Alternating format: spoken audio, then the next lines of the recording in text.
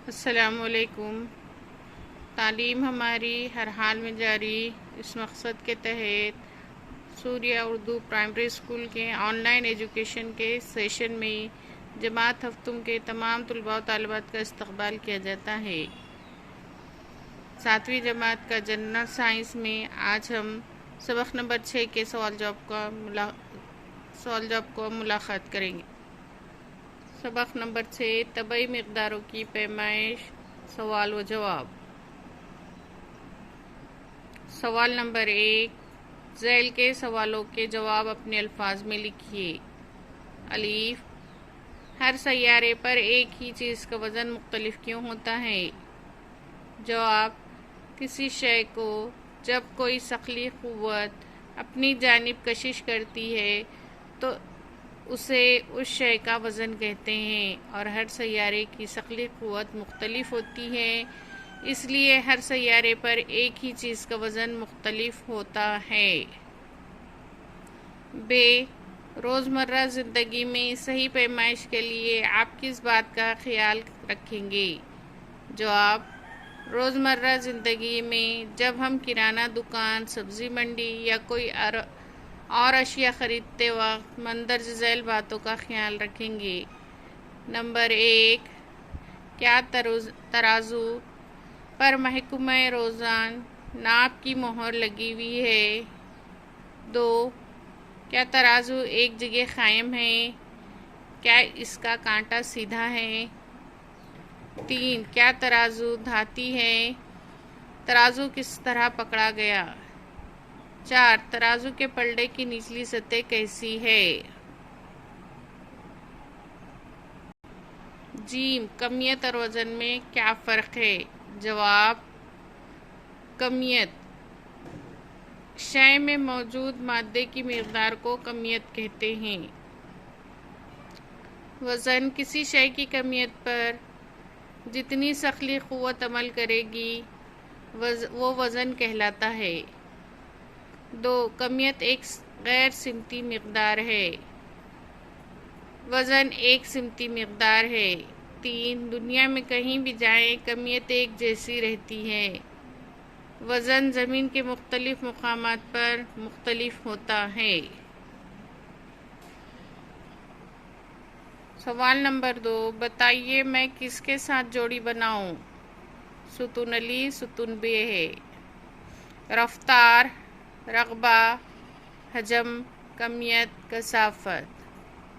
Letter, kilo gram, metre second, kilo gram مکعب metre, مربع metre. ان تمام کی جوڑی آپ کو کتاب کو دیکھتے ہوئے لگانا ہے۔ سوال نمبر 3، مثالوں کے ذریعے واضح کیجیے۔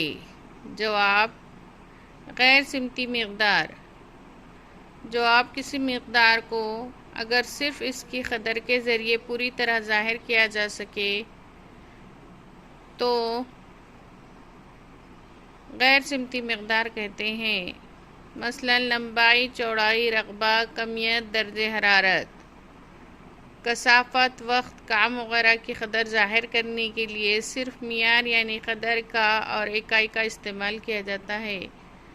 مثلا راستے کی لمبائی 2 کلومیٹر ہے، بخار 101 ڈگری ہے۔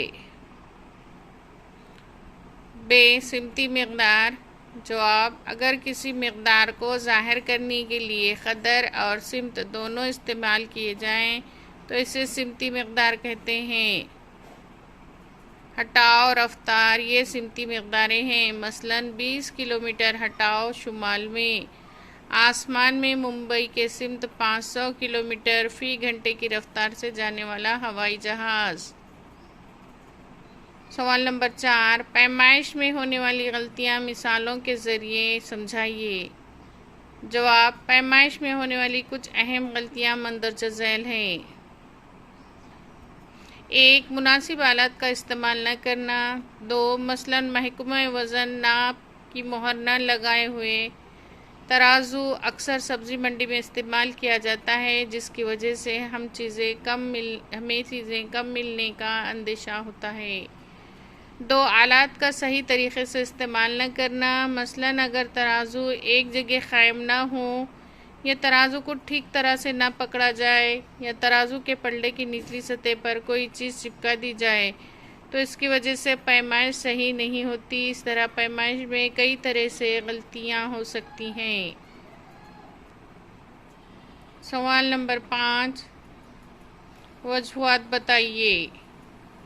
الف، جسمانی اعضاء کا استعمال کر کے پیمائش کرنا مناسب نہیں۔ جواب، کیونکہ ہر شخص کے اعضاء کی لمبائی الگ الگ ہوتی ہے، اس کی وجہ سے پیمائش میں کئی طرح کی غلطیاں ہو سکتی ہیں، اس لیے جسمانی اعضاء کا استعمال کر کے پیمائش کرنا مناسب نہیں۔ ب، مقررہ وقفے کے بعد وزن اور پیمائشی آلات کی تصدیق کروانا ضروری ہے۔ جواب، گاہکوں کے وزن یا ناپ کی پیمائش میں کسی طرح کا دھوکہ نہ ہو، اس لیے تصدیق شدہ وزن استعمال کرنا قانوناً لازمی کیا گیا ہے، اس لیے مقررہ وقفے کے بعد وزن اور پیمائشی آلات کی تصدیق کروانا ضروری ہے۔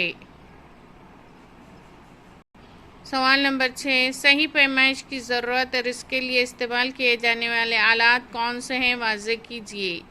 جواب، قیمتی خصوصی اہمیت کے حامل اور قلیل مقدار میں استعمال ہونے والی چیزوں کی پیمائش نہایت احتیاط اور بالکل صحیح کی جانی چاہیے۔ اس طرح فاصلہ، وقت، درجہ حرارت وغیرہ مقداروں کی اقل ترین پیمائش بھی صحیح ہونی چاہیے، اس لیے صحیح پیمائش کی ضرورت ہوتی ہے۔ ٹیکنالوجی کی ترقی سے صحیح پیمائش کرنے والے آلات اب دستیاب ہو گئے ہیں، مثلاً اسٹاپ واچ، تھرمامیٹر اور الیکٹرانک ترازو وغیرہ۔ تو پیارے بچوں، اس طریقے سے ہم نے اس سبق کے تمام سوال جواب کو اس ویڈیو میں دیکھا ہے۔ ہمارے اسکول کا چینل ہے سوریہ اردو پرائمری اسکول، اس کو لائک کیجئے، شیئر کیجئے اور سبسکرائب کیجئے۔ اس ویڈیو کو بار بار دیکھیں اور اپنے کاپی میں ان سوالات کے جوابات کو لکھیں۔ آئندہ ویڈیو میں پھر ملیں گے۔ اللہ حافظ۔